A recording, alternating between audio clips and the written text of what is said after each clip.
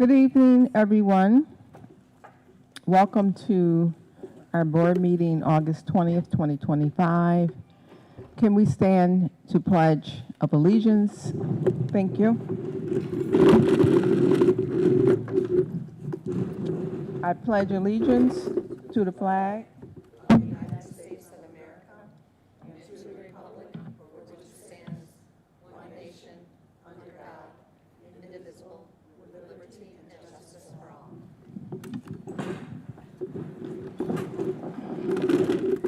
Thank you for that. We will have our land acknowledgement by Board Member Terry Schutter. The Buffalo City School District respectfully acknowledges the Haudenosaunee Confederacy on whose ancestral territories our schools were built. We honor and pay tribute to the indigenous ancestors of the land we use. We acknowledge the historic and intergenerational traumas that they have endured and offer hope and opportunities for healing and reconciliation as we go forward. One key Haudenosaunee principle is to live in peace and harmony with each other and the natural world. All life should be respected and cared for because what happens to one living thing affects all living things. We are grateful for the abundant and natural resources in the land of the Haudenosaunee people and for all who work to protect resources. We acknowledge the Haudenosaunee people as the past, present, and future caretakers of the land and water. We are grateful for the opportunity to live, work, and educate our children on this ancestral land. Thank you. We will now have our land acknowledgement, the board guardrail statement by Board Member Belton Cotman.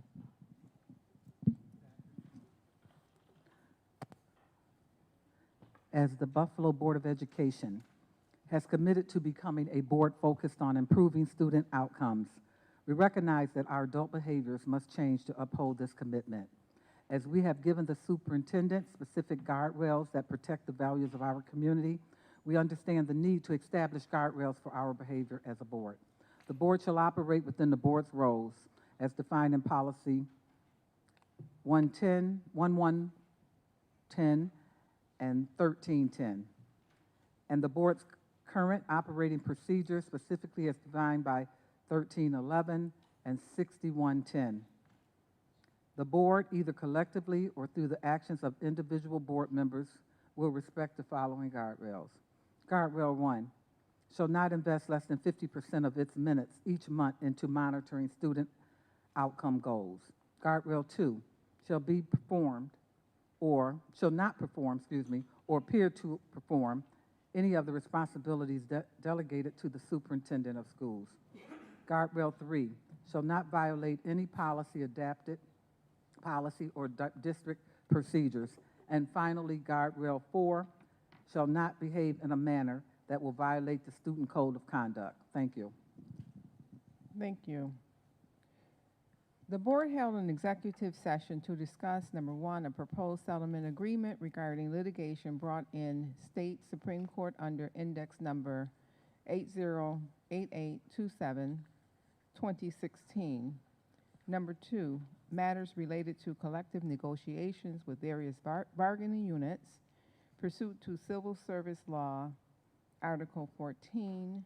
Number three, matters related to the employment history and potential appointment, employment discipline, and or dismissal of specific district employees. And lastly, for the purpose of receiving legal advice. No official action was taken. So now I'm going to hand this over to Dr. Pascal Mubenga, our new superintendent of Buffalo Public Schools.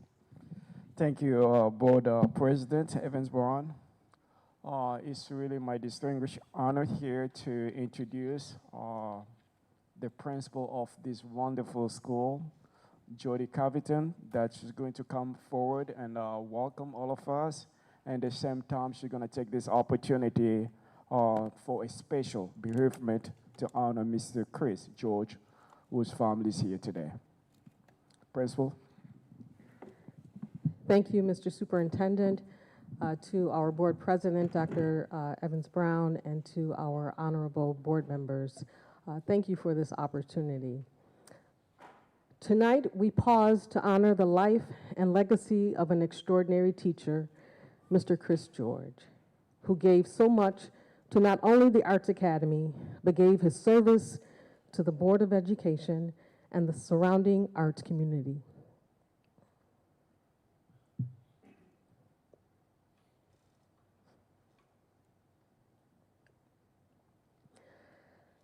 Mr. George lived a life of service to others beyond the scope of his job description. Whenever he was tasked with an assignment, he never once asked for a fund line to be paid, nor did he ever say, "That's not my job." Mr. George delivered with a level of perfection while remaining humble and always concerned about the wants and needs of others. Mr. George lived the way he died, giving. Even in his sickness, Mr. George reported to work preparing for productions, preparing for the Board of Education meetings, and responding to the requests of the community. He was a cheerful giver. If you look up the definition of a cheerful giver, it would be described as someone who gives freely and happily without feeling forced or regretful. This was Mr. George. He gave of himself. The musical Les Miserables explores the themes of love, sacrifice, and struggle for justice and freedom. It is no wonder that it was Mr. George's favorite musical. Many, many days, he would be here from 6 a.m. to 10 p.m. He opened the doors and he closed the doors. We acknowledge and give thanks to his partner, Jeff, his mother, Mrs. George, his family and friends that are here with us today for sharing the life of Mr. George with the Buffalo Public Schools. As a community, we recognize that this is not only a loss, but a call for us to carry forward Mr. George's spirit in his collegiality, his love for the arts, his love for students, and most importantly, his love for treating people with patience and kindness.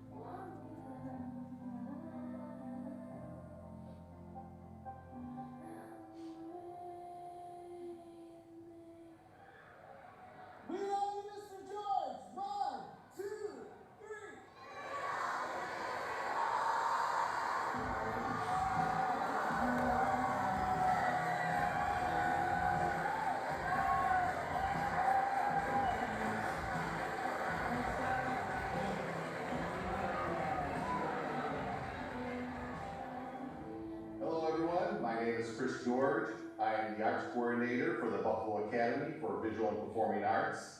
The school is sometimes referred to by BAFA. I like to use the name the Arts Academy, as this is central to everything that we are about here at the school, the arts.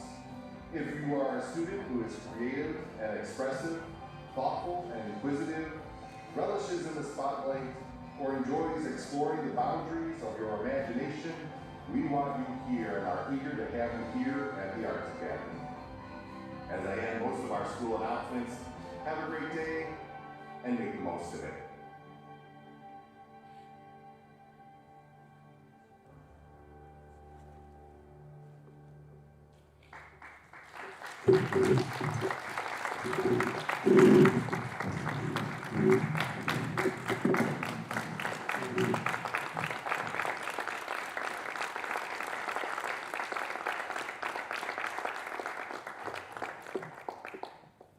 Thank you, Principal Covington and the family.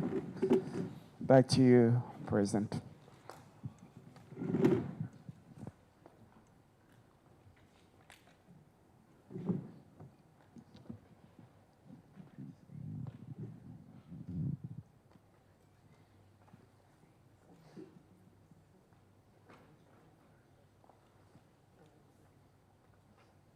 What a beautiful tribute.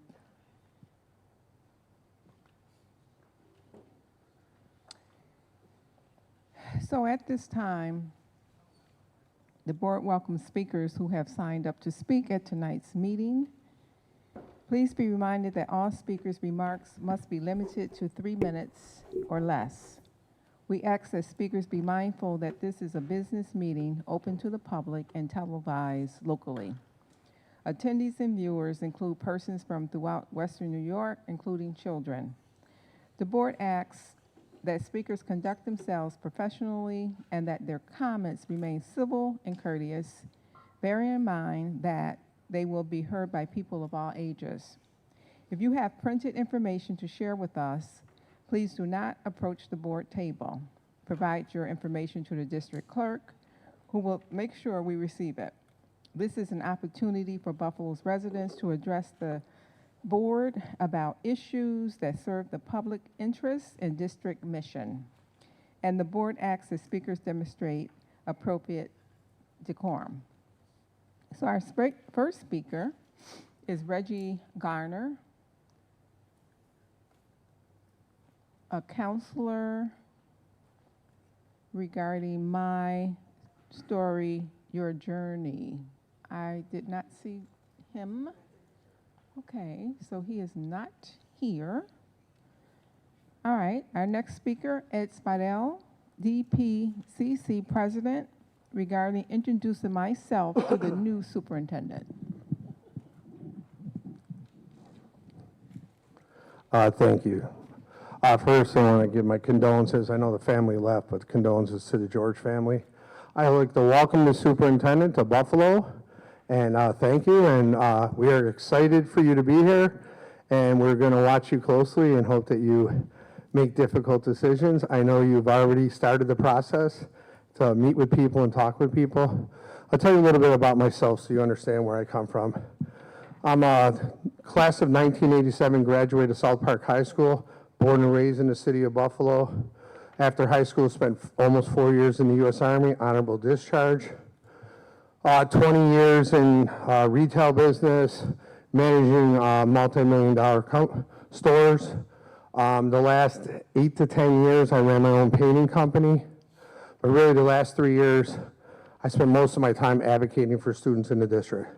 I have a beautiful wife of Amy. I have 4 children. Caitlin, Edward, and Daniel have already graduated from Buffalo Public Schools. John is a freshman at Olmsted in the autism program. I'm a strong advocate for kids with a disability. I'm also, I attend as many meetings as I can in the district to be informed. Like my parent leaders that talk after me, they'll tell you what they do, and we all do a lot of it together. We attend DSUP 1, DSUP 2, 3, 4, 5. We were on the transportation committee. We were on athletic committee. We We supported, Saturday we were at the event, we support the showcase, we support the summit every June. Can't wait till next year. You can play cornhole with us next year, new superintendent. I'm gonna come here every month like I have for most of the last 4 years. I'm gonna speak my truth, and I might upset some people, but my truth is taken from the community and brought to you to help you understand that even though we do a lot of great things, we do have some problems that we would like as parents to be addressed. We meet with you hopefully still monthly as a parent congress, and I'm going to leave it at that for now, and I want to thank you guys for your time. Thank you, Mr. Spidell. Our next speaker is Danielle Grismala, parent leadership, regarding parent leadership. I wore heels and I still wasn't tall enough. Good evening, everyone. Dr. Mabenga, welcome. My name is Danielle Grismala. I am the co-chair of the Buffalo Parent Teacher Organization.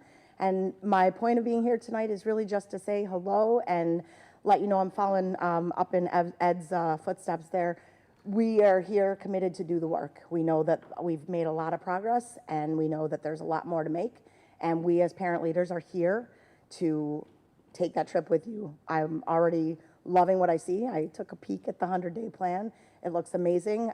You talk about inclusivity. We're here ready to roll up our sleeves. We've been doing a lot of work this year. You'll see, I know you got the stakeholder shared decision-making plan that we worked really hard, all the stakeholders in the district together to rewrite and make it inclusive and work for us to move the work forward. So I'm really here just to lift up the work we've already done and the work that we are still going to continue to do. And I'm here ready to meet. I know we're meeting soon, hopefully in the next couple weeks. And I thank you for listening to me, and I'll turn it over to the next speaker. Thank you. Thank you, Danielle.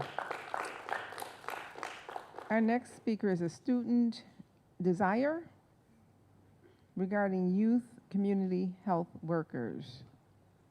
And you could pronounce your last name for us, please. I will.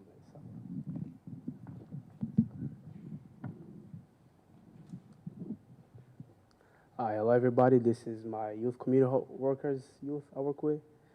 I want to say good evening, everyone.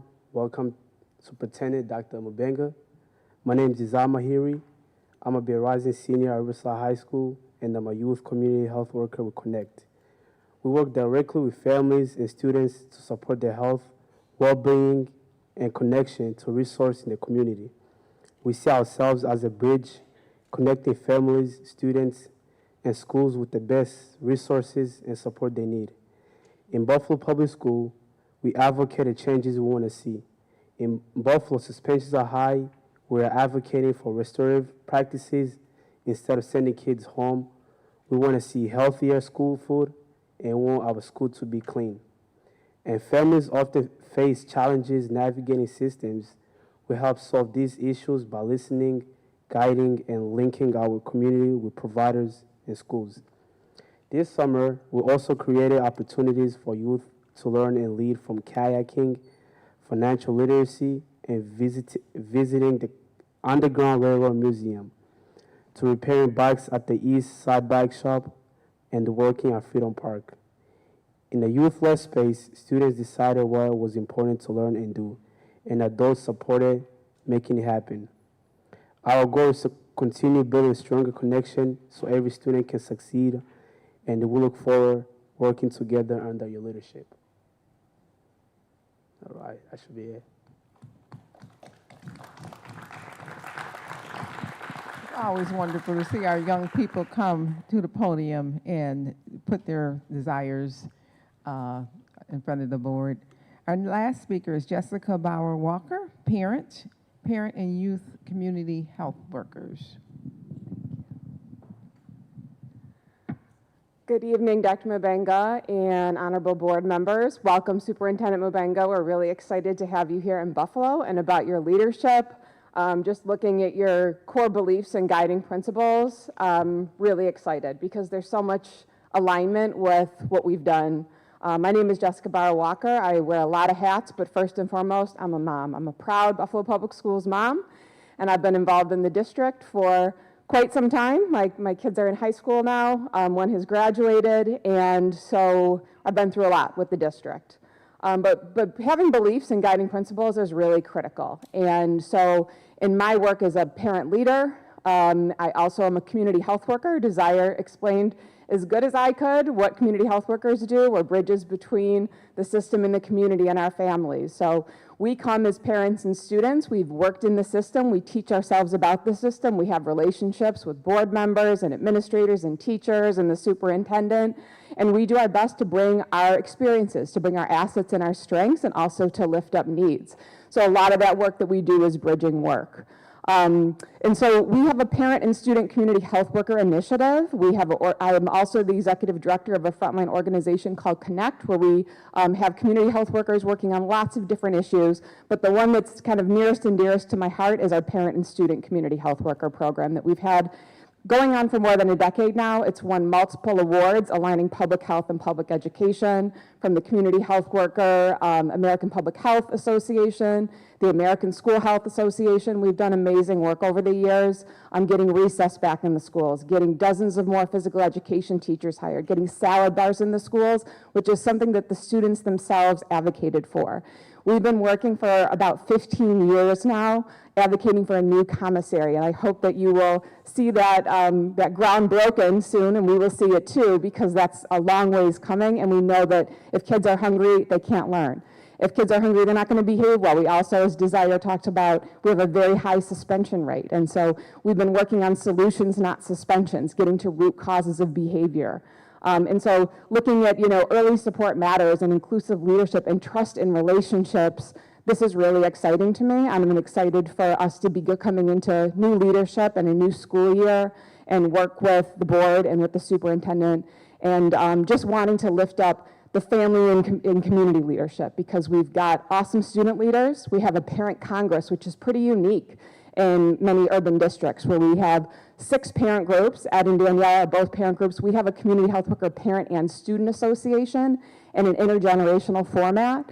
And so we're really excited to lift up parent and student leadership, and we have a lot of capacities and skills to be actively co-producing, making shared decision-making, and being the change that we want to see. So I do want to also honor Mr. George, who has just been such a lovely person over the years at this school, and just leading with his words that let's make the most of it. Have a good evening. Thank you, Jessica. So now, if you want to have a response to the speakers. Thank you, President Evans-Brown. I think usually I'm not accustomed to respond to public comments, but I'm going to set up a precedent here. I just want to acknowledge, first of all, the students that came out tonight. Parents, it's going to take a village. It's going to take all of us. That's going to be pretty much my say anytime I gather with community. It's going to take all of us. So if I can see young folks being really involved and be able to influence their peers, that's how we're going to get pretty much good bucks on our banks. So parents, there's nobody that's know your kids better than you do. So your involvement is going to help us really to move needle the way you're expecting us to do. So I'm not going to be lengthy. I have my presentation that I'll be presenting in a few minutes. And thank you for all the great vibes that I received thus far. And I'm looking forward to roll my sleeves and make sure that we get the work done. Thank you, Madam President.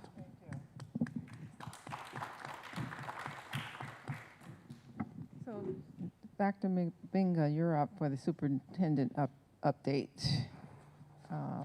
You're probably going to call it. All right, superintendent updates.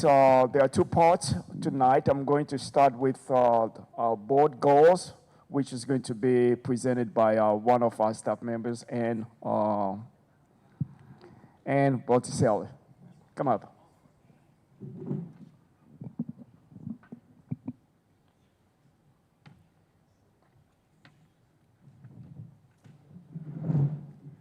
Good evening, board members.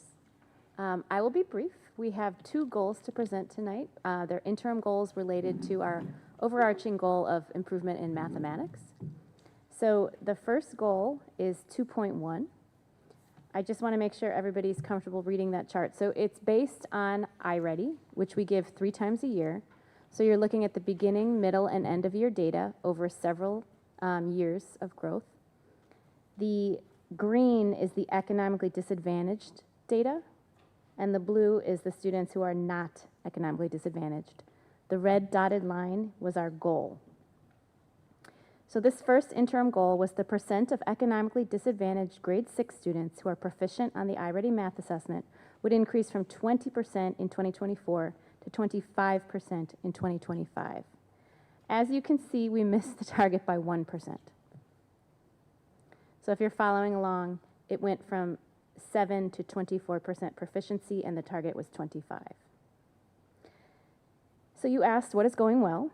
This year was our first year implementing Reveal, which is our K-8 mathematics program, and its companion, ALEX, which is an adaptive digital intervention that we rolled out for grades 3 to 8. Teachers and administrators went to training. They participated in math learning communities. We also obviously had training for program implementation for Reveal and for ALEX. We reviewed iReady data with the principals and assistant principals at regular meetings. Many schools participated in Math League, and I know several board members also have attended our Math League banquets. So you know that that is one way that we try to improve every student's interest in math, get them really comfortable with mathematics and excited about mathematics. So you asked what did not go well, and obviously we did not make the target, even though I want to point out that we did improve from 20 to 24%. We missed by 1%. So what will we do next? Knowing that this won't necessarily be the particular grade level we're focused on, I think it's important to talk about sort of the span of work that we're going to do with mathematics. So we're going to analyze our data. We need to take a look at what worked and what didn't work and what we need to do to inform our instruction. During school year 2025-26, the Assistant Superintendent for CAI, Kelly Baudo, and the Director of Mathematics, Jadon Wagstaff, will continue to conduct site visits to discuss data and monitor instruction. They are accompanied by the ASL for that particular building, so there's the ability for us to follow through after recommendations are made upon visiting the classrooms. We plan additional training. We're looking at rolling out numbers and additional Reveal program implementation, and we want to continue the MLC model that Ms. Wagstaff established. We're also going to make sure that we are tightly aligned to the Data Champions work that comes out of the Office of Shared Accountability. We want to make sure that everything that we do supports what they do. So as they're helping people analyze data, we're going to make sure that they're using that data back in the classroom. So that is one of our main goals. This coming year is the second year of our Reveal implementation, so we're happy that teachers have experienced that first year. And to be honest, we did not see a dip in implementation, which is often what happens during a first year. We actually continued to grow this past year. So we recognize that during year 2, as teachers have become familiar with the platform and are more comfortable, we should continue to see growth at every grade level. We're going to continue to work across divisions to ensure that we have alignment. As I pointed out, we're going to be partnering with OSA, we partner with the ASLs. We want to make sure that our program implementation is tight and that our teachers and administrators understand how to analyze the data. And one really important point, we have a new superintendent who was a math teacher, so we're very excited to get his expertise. We know that he's going to have a lot of insights and he'll be able to support us in this work. Does anyone have a question on that particular goal?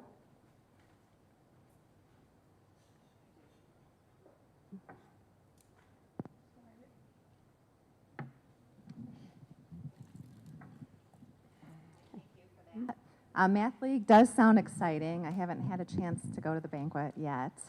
I was wondering if you could just tell me a little more about the competitions, like how many students are engaged, how often are I can get you those figures. So it is optional, but a large number of schools participate. We've expanded it down to grade 3 at this point.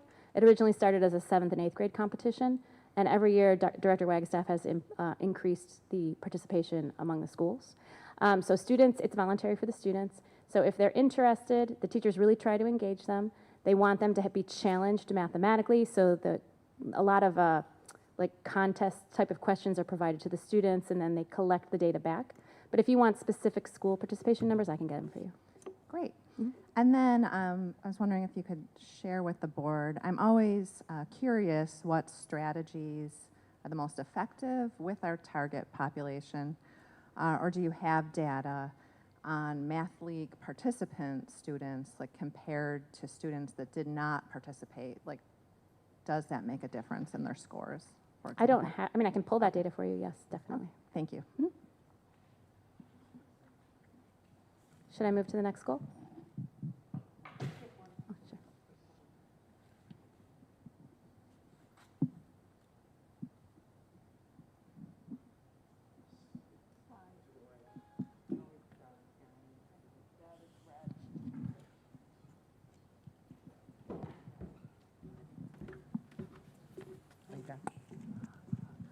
Hi. Could you tell me, what is the frequency of the visits with the team, with Miss Wags and Kelly Baudo? Like, Sure. do they go in, is there, or like once a quarter, or when they're going Each into school? schools? So Ms. Wagstaff also visits the high schools, just Okay. on a separate note. So no, they tried to schedule at least one per year because there's so many schools that it takes a Okay. while to get in. But I don't believe they made every school this past year, but the goal for this year is to make sure they visit every school. Okay. So will they be concentrating their visits on the data provided of the schools? They Okay. focus in usually on the grade level that's identified. The grade level and perhaps the school? They, If there are they schools look at the that- data particular to that building, Okay. but at the grade level that is targeted. Because of the new goals, there'll be multiple years worth of Okay. grade level. But And- what I'm saying is if there's a school, let's say school Z is struggling, but school L is exceeding, then they would concentrate their efforts on those schools? They would probably concentrate their efforts on the school that needed more support. Okay. Yes, Ms.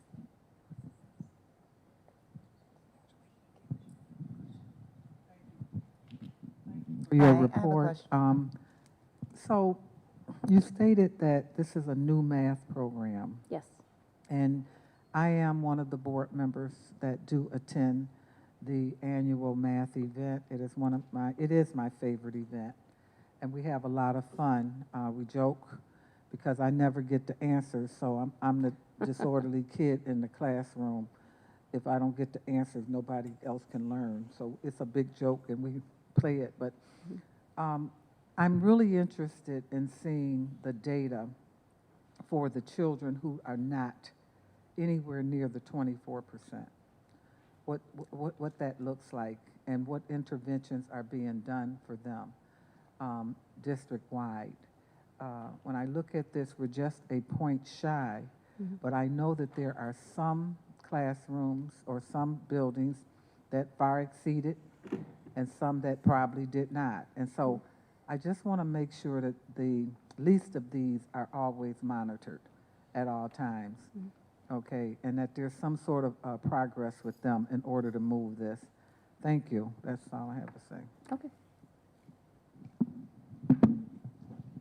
Any other questions on this? Hi, thank you for your presentation. I just want to know if every school K through 8 has had this implemented already. Yes, Okay, district-wide. thank you. So it certainly sounds like you're going in the right direction to not meet the expectation by 1%. That's a good note. So thank you for all the hard work that you guys do. Any other questions on this particular monitoring goal, interim goal? Okay, Okay, then I'll move to 2.2. so if not, you want to go to the next one? Thank you. So this one's a little harder to read. So again, the economically disadvantaged students are represented with the light green, and the non-economically disadvantaged students are represented with the blue. The goal, again, was 54%, which is represented by the red dotted line.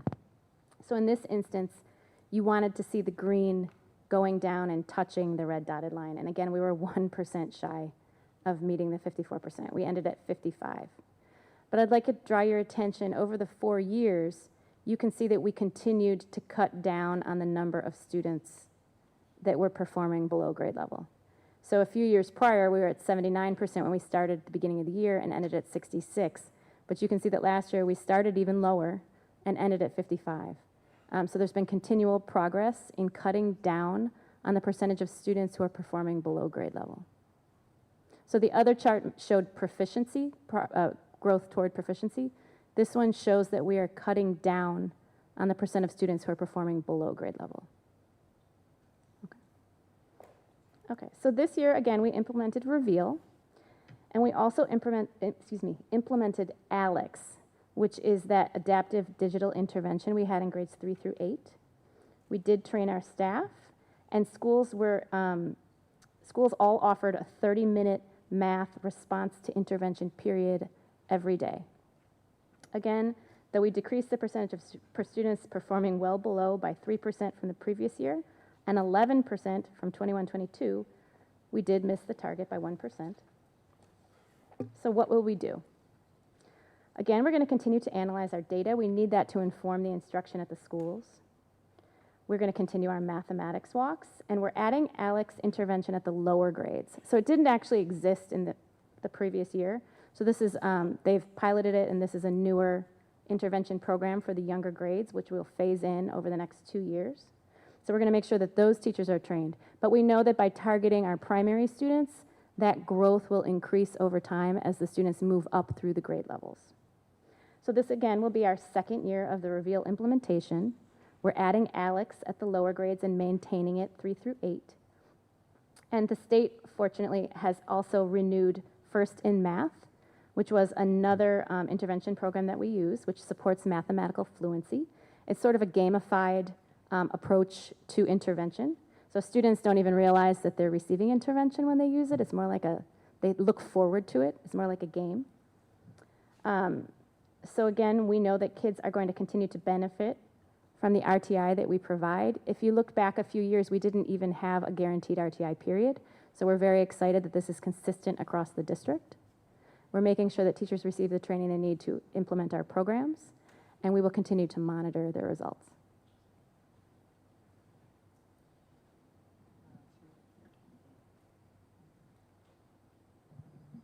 Thank you for that. When you talk about how, the teachers are being trained, how consistent, other than the monitoring process, is there a consistent effort for review on the same wavelength as training in general, or is it if this is an issue, then we're going to monitor you and do intervention? I'd like to know if there's a consistent, considering this is right around the grade level my own daughter is working on. So we had 2 phases of instruction. The first professional development session was a basic introduction to ALEX and to the program.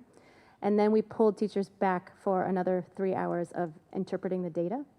So it was sort of in 2 phases. We have 3 coaches that work with the elementary that will go out, TOSAs basically from the mathematics department, to go out and support classrooms as well. So if a principal notices that someone needs additional training, additional support, they will make sure that they reach out to the mathematics department to have someone go out and support that particular teacher. We have a few schools that have math coaches, and then we have instructional coaches at several of the buildings as well, so they can provide that extra layer of support. And then the plan is to continue with additional training for teachers. And we're always trying to phase in any new hires, et cetera, that come on board.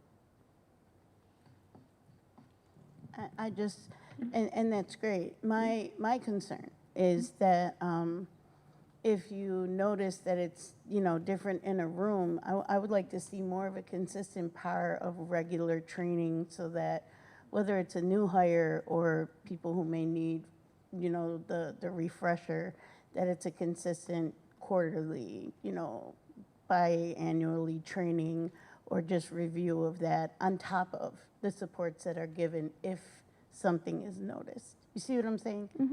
So that's all I was asking. So we have scheduled in right now to ensure that any remaining teacher receives part 1, and then part 2 if they haven't. And then we would provide a refresher, and we're pulling in the K2 teachers for the new training with ALEX as well. And then again, if it is identified, like when we look at the BOY data, if we recognize that there is additional need, we would offer a refresher or part 3, whatever is determined based on the data that we see. Mhm.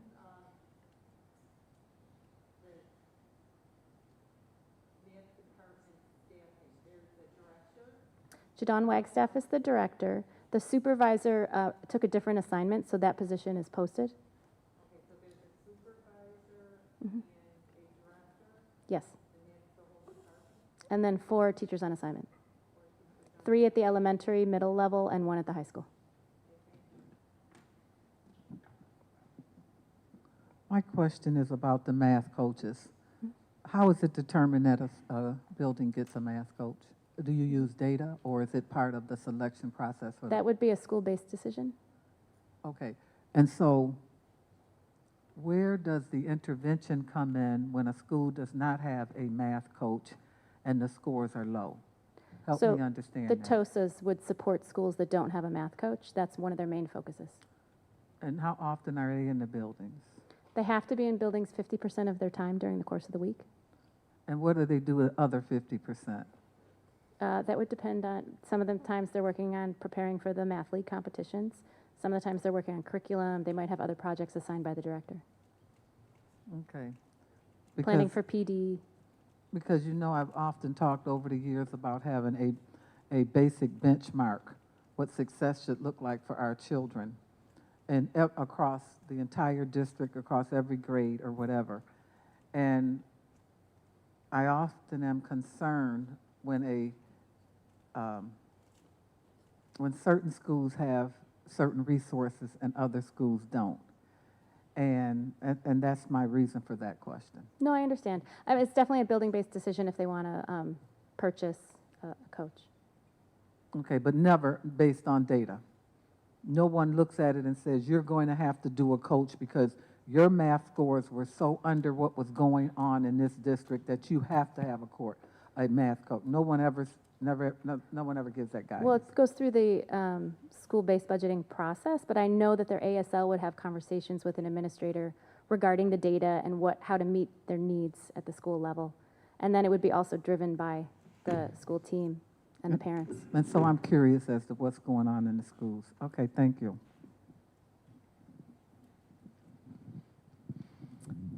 Hi, I'd like to hear about innovative and transformative strategies and approaches. So first in math, sounds pretty cool. I was wondering if you could remind me about RTI. Is that for all students, or is it specifically for those students that are 2 or more grade levels below grade in math? We do it for all students. All students? Yeah. So if a student is actually performing on or above grade level, they would go to sort of an enrichment style approach. Okay, and SED, when I first read that, I read the acronym as Social Emotional Development. I'm sorry, State Ed Department, Okay. yes. All right, thank you. My fault, too many acronyms. I have one question. Would we say that the math department organizational structure of the director, the supervisor, and the 4 teachers on assignment for one of our major subject areas, and is that on the smaller side of our departments, or is that true of in comparison to some of the other In our programs? departments? Mhm. I can only speak to the ones that I supervise, but social studies is just a director and 1 TOSA. Science is a director, supervisor, 1 TOSA. Reading, 7 to 12 is a director. K6 is a director, and there's a posting for a supervisor, but no TOSAs. Art and music share 1 TOSA. Okay.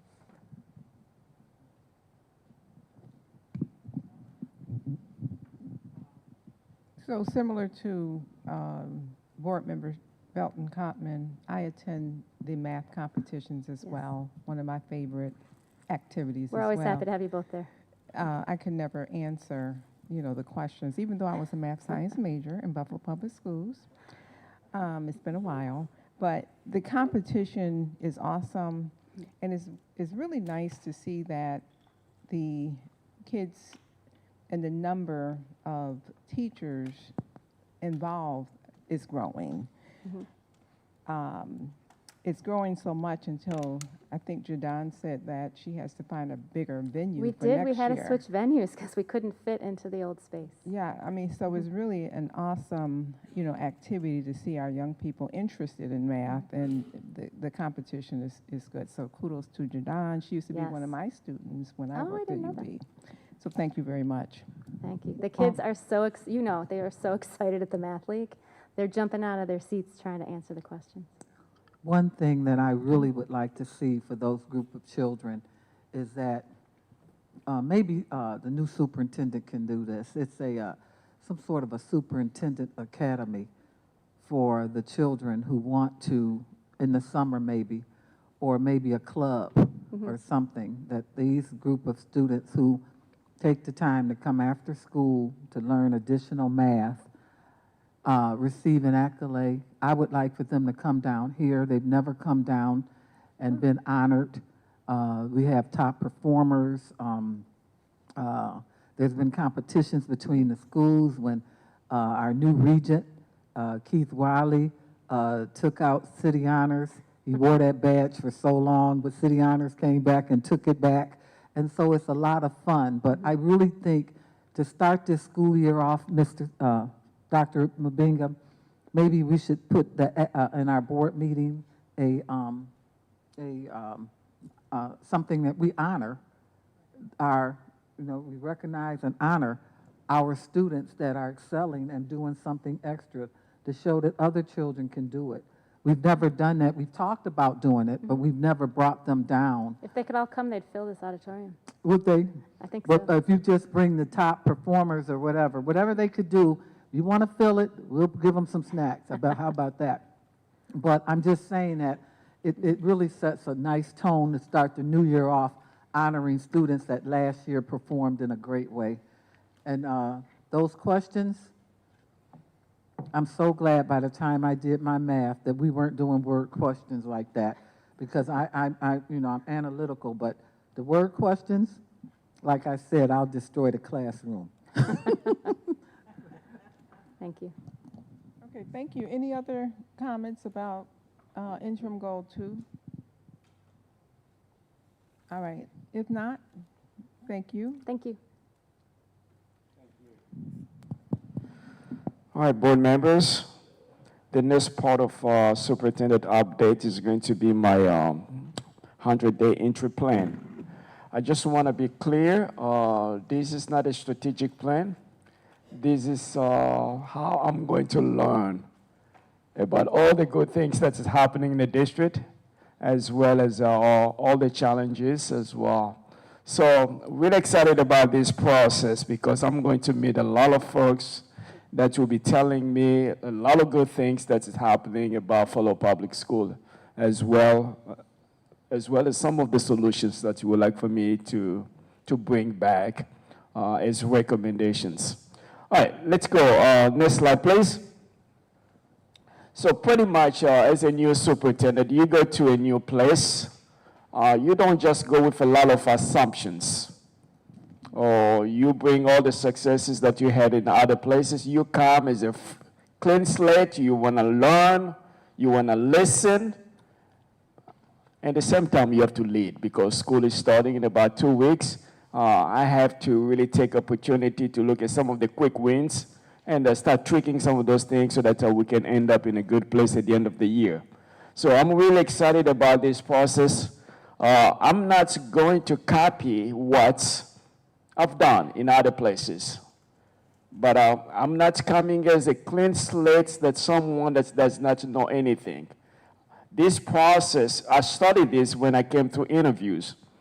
I met several Uber drivers when I came to my interviews. Tell me about the district. Tell me about Buffalo. I've learned a lot. They told me I was able to corroborate some of the things they were telling me. So that's how I studied the process. But officially, my 100 days, we just got to keep this in mind. When you're looking at weekdays, in a month you have about 22 days. So this process is going to take a good 4 or 5 months. I do not want folks to come after me after 3 months and say, all right, where's the report? You're going to get your report after 100 days. Next slide, please. I love that picture, looking at all our babies. I have to have a roadmap on how I'm going to learn about the district. It's really important. I'm not going just to rely on one person, not just in my cabinet to tell me what's the district, all the good things about the district, all the challenges. That's what you're going to see in the following slides. I'm going to learn from everybody. I'm not going to make that mistake. Folks that read my book before, I've written about leaders that go to a place relying on one person or two persons, and you think that's how you're going to learn. That's a mistake that I'm not going to make. Next slide, please. So with that, I'm going to listen. I'm going to learn. I need to stand up. I feel really awkward to be looking behind the screen. So I'm going to be very transparent. Folks that know me, I'm transparent. And I'm going to collaborate. When I say it's going to take a village, it's going to take all of us. I'm going to listen to you. Parents, you know your kids better than I do. Community leaders, faith-based community members, civic organizations, you've done this work before, and I'm going to listen to you. All the decisions that we're going to make to be able to promote all the academic, social, emotional well-being of our students, that's what we're going to do. All the things that we're going to do, all the 100 days that I'm going to be in a community learning and how we can impact or move our policies so that we can move the needle for our students. Equity and excellence. When I really wanted to combine those two. When we talk about equity, we got to talk also about excellence. We're not just going to be able to break the walls and dilute whatever the standards are. We have to make sure, yes, we talk about equity, leveraging the play field, but we make sure that the expectations stay high so that we'll have excellence for all our students. Next slide, please. Every child matters to me. It's really important. I think I heard a board member here asking questions. Sometimes when we look at numbers, we don't really go down to look at every specific student, different ethnicity, to know who's moving up, who's not moving up, so that we can implement really good strategy to reach all our students. Early support matters. As a matter of fact, next week, I'll be meeting with our principals. I don't want to waste time. I've seen some practices in the past where folks are waiting till the end of the year or past spring break before they can start making adjustment. That's not the way I operate. I would really like to make adjustment the first or the second weeks. We all know data, how a student comes short, and we have all the data. Why not start making those remediation plans ahead of time? So that's what I'm looking for. Inclusive leadership is going to take my cabinet, it's going to take myself, it's going to take our principals as well as our community leaders to all come together, come up with a plan that's going to move us forward. Trust and relationship is really important. I had a lunch today with one of the leaders in the community. I said, I have to put some investment so that you can trust me. You don't have to ask for trust. People have to observe you and see what your actions are going to be before you can be trusted. That's really important. We have to build that. As I'm hearing from a lot of places, you may have groups, you may have central office, you may have central office against school level, and different community members. We have to make sure that we all come together because we have a common denominator, which is going to be our student. Next slide, please. My core values, continuous improvement. We have to continue growing. If these particular schools, we have about 90% of students are doing really well, but you still have that 10% that can also grow. Every student can grow. Your gifted student can grow, everybody can grow. Continuous improvement. Not only in the area of academics, everything that we do when it comes to cleaning our floors, It's continuous improvement. We have to make sure that we're getting better all the time. Safe and supportive schools, very important. We're not going to be able to move our students forward if they don't feel safe. We're not going to be able to move our schools forward if our staff don't feel safe. That's why all the policy we have to make, we have to base on those core beliefs that I strongly believe in. Fiscal responsibility, positive momentum. We have to be able to uplift the morale and the outcome of all our students. Next slide, please. So 100 days, number one, I'm going to try to build relationship because there are a lot of resources here in Buffalo. If we can just build those relationships, we'll be able to tap to those resources that we're going to need to be able to move our schools forward. Resources internally as well as externally. Next slide, please. Again, I'm going to conduct organizations and a financial review. I'm going to ask good questions. What are the audits that we have for the past 5 years and try to dig in to see where we are. Next slide, please. I really want to assess what are we teaching our students, whether or not they're learning, all the resources that we have, how many programs that we have, are we really using those programs? If you have a particular program, we're probably paying about $200,000. How many students are really using those programs? Those will be the questions that I'll be asking. Next slide, please.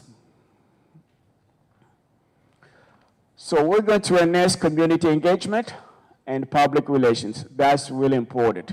There are a lot of resources in the community. When I say a lot of resources, we're partners like universities and faith-based community and civic organization that we need to tap into those resources so we can move our students forward. Next slide, please.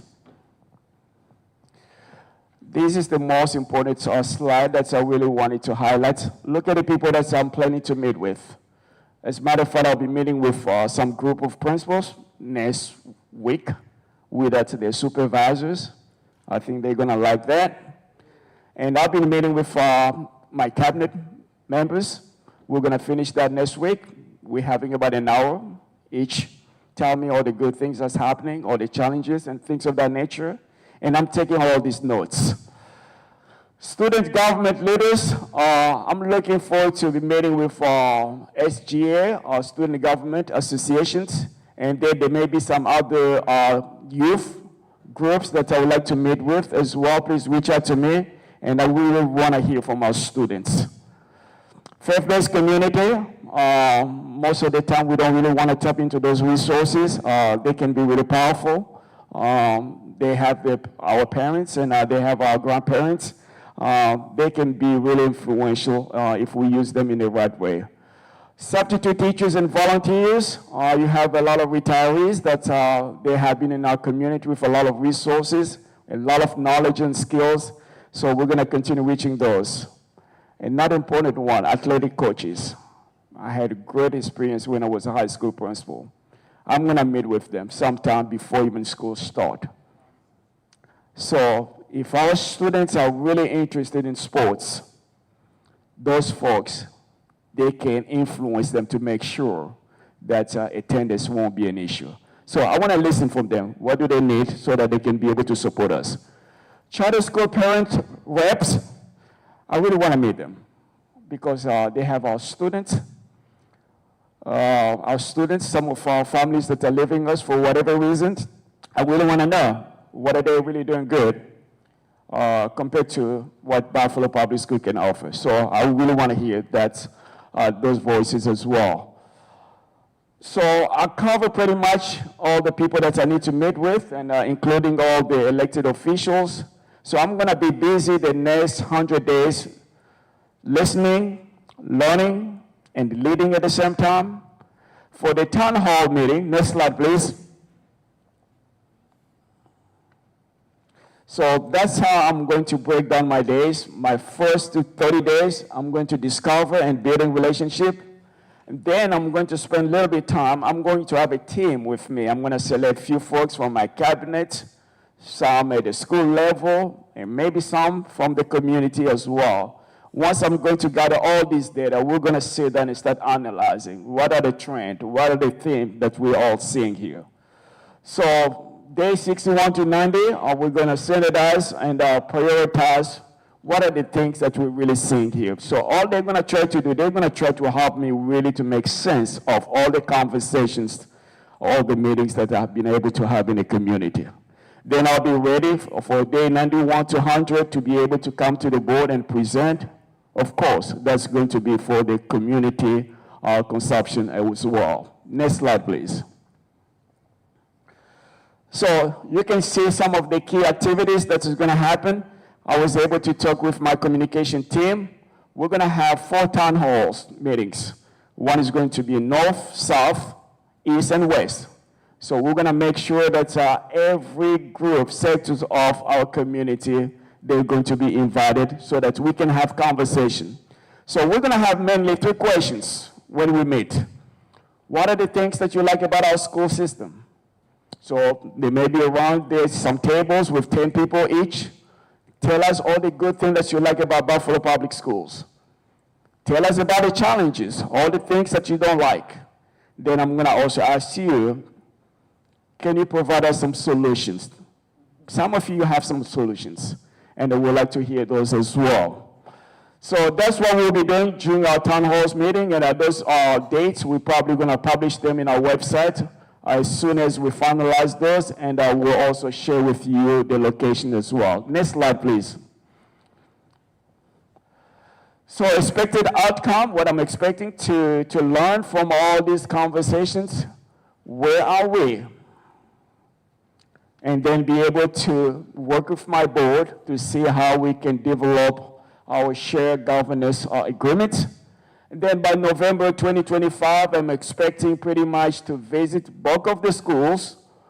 By the end of the year, that's my plan really to be able to finish all the schools. I don't want to go to a school, just spend about a minute or 10, then take off. No, I really want to go and have really in-depth conversation.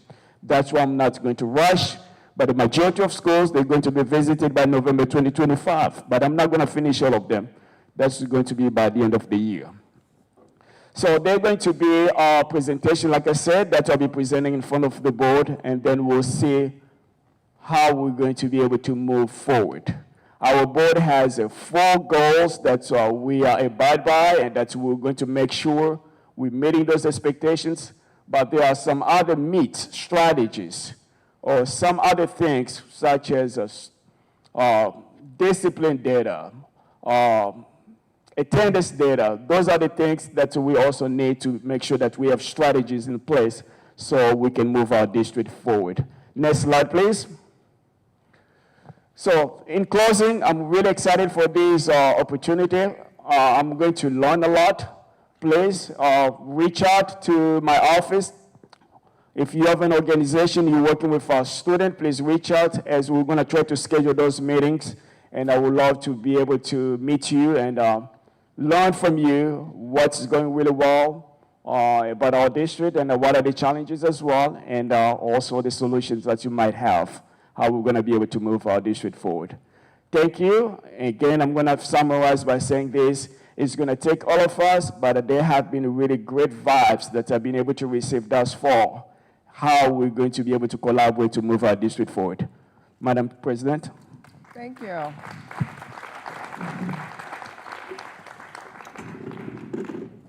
So now you heard it, the 100-day plan. All right, so actions on minutes from the previous meeting. Can I have a motion to approve the minutes from the 7/16 and 7/22/25 meetings? Jen, second by Cindy McCosey.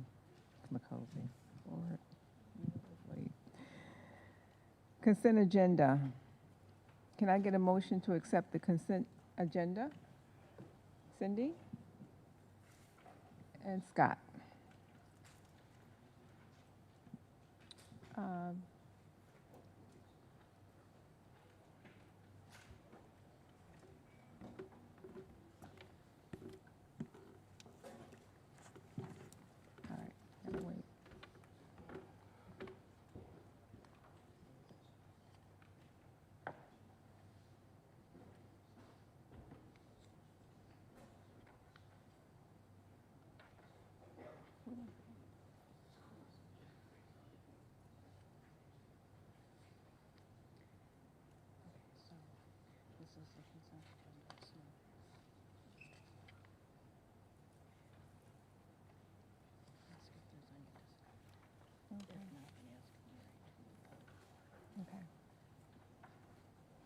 All right, so it was second.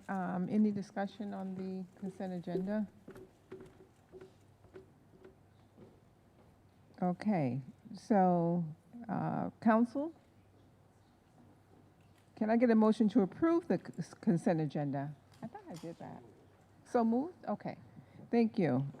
Council? Oh, who's the second? Paulette Woods. Thank you. On the motion to approve the consent agenda, do you have any exceptions? Board Member Belton Cotman. No exceptions. Board Member Everhart. Vice President McEachen. No exceptions. Board Member Makosi. Board Member Shuta. And other than that, Vice President Scott. No exceptions. Board Member Woods. Board Member Zulich? And President Evans-Brown? No exception. Consent agenda is approved. Okay, thank you. All right, board member resolutions. Can I get a motion to adopt the resolution for the 2025-26 work session calendar? Belton Cotman, second by Adriana Zulik. Chief? Thank you. On the motion to approve the resolution regarding the work session schedule, how do you vote? Board Member Belton Cotman? Yes. Board Member Everhart?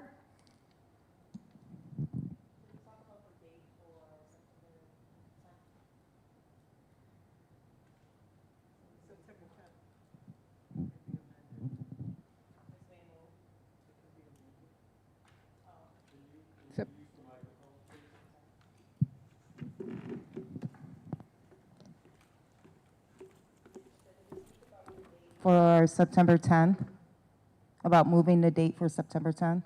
Yes, I'm going to discuss it with the superintendent, and then I'll have a recommendation. Okay, in that case, yes. Thank you. Vice President McEachen? Board Member Makosi? Yes. Board Member Shuta? Yes. Vice President Scott? Yes. Board Member Woods? Yes. Board Member Zulich? Yes. President Evans-Brown? Yes. And the resolution is adopted unanimously. Thank you. Unfinished business. Committee reports. Do we have any committee reports? Okay. Unfinished business. So during unfinished business, can I have a motion authorizing the district to fully settle pending litigation before the New York State Supreme Court with index number 808827-2016 in an amount not to exceed $80,000. Board Member Woods, Board Member Makosi. All in favor? Any opposed? One oppose. I oppose. Okay. Motion passes. Cindy McCutcheon, can we have the bereavement?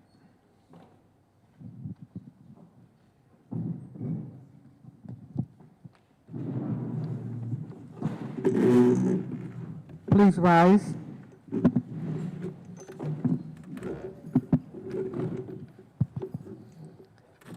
July 16th, David Hampton, a former teacher at Bennett High School, very much loved by the community. July 19th, Anthony Benson, beloved father of former Superintendent Dr. Tanja Williams Knight. July 26th, Linda Berg, a retired typist in the district for 33 years. She worked at Seneca Vocational High School and MST High School.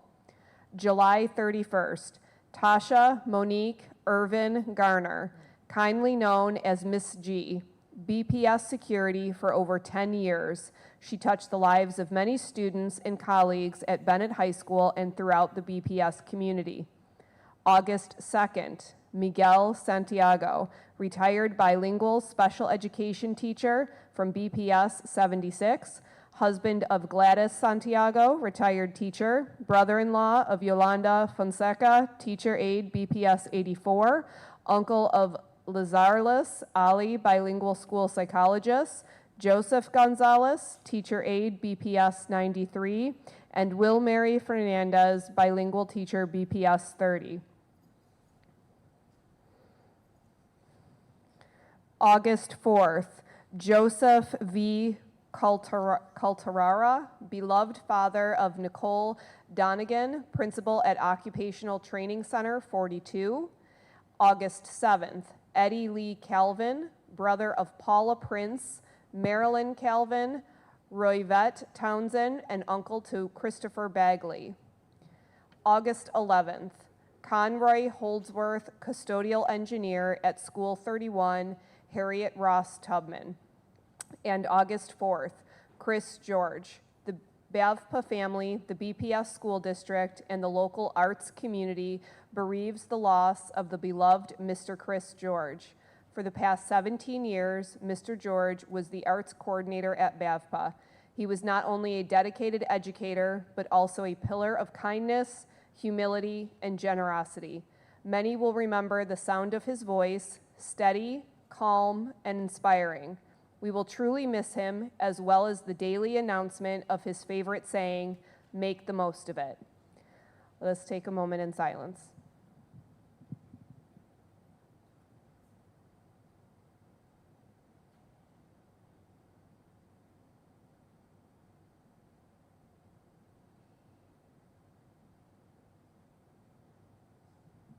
Thank you. Madam President, can I just, something was given to, put on my mail. It's a invitation from Buffalo Prep, and we know the work that they are doing with our students. And they are having a fundraiser on September the 6th, Saturday. They are asking the board to consider, or the district to consider purchasing tickets. I have asked Dr. Caresses to check into that and see what it looks like. I would appreciate if the board considers supporting this organization. This is the organization that is helping our children qualify and get to the next level. So if you would allow me to ask the board respectfully to support this initiative as per Dr. K. Handling it to what degree.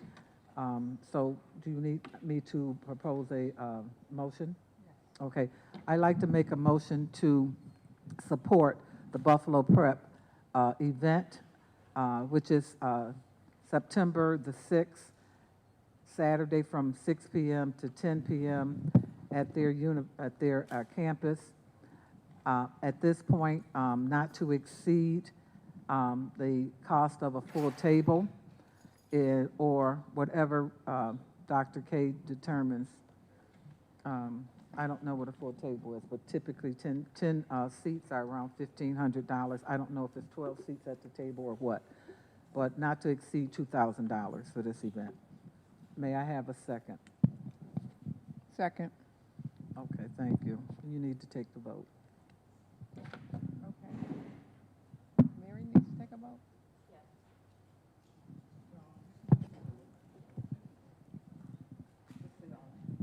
All in favor? Any opposed? All right, so be it. Thank you, Dr. K, for your follow-up. Thank you, Sharon Belton-Cotman. Adriana? That actually just spurred my memory. Something that's going to happen, I don't think there's a cost, but to support our schools. Will happen before the next board meeting, September 16th.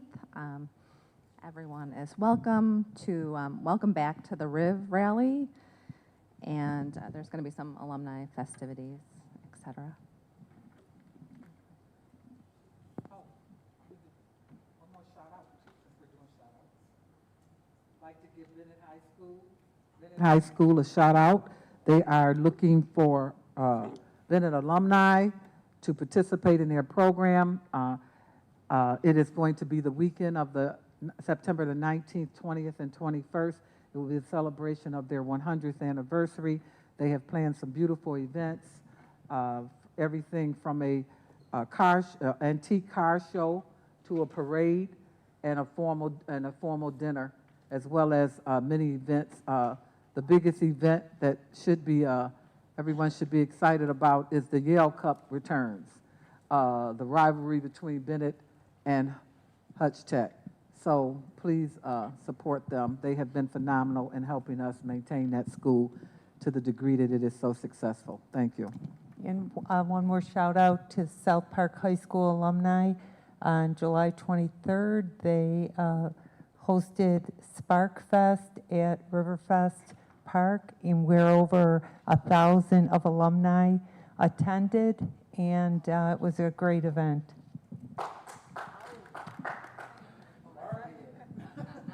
All right. Any other shout outs? If not, may I have a motion to adjourn? Felton Cotman, Adriana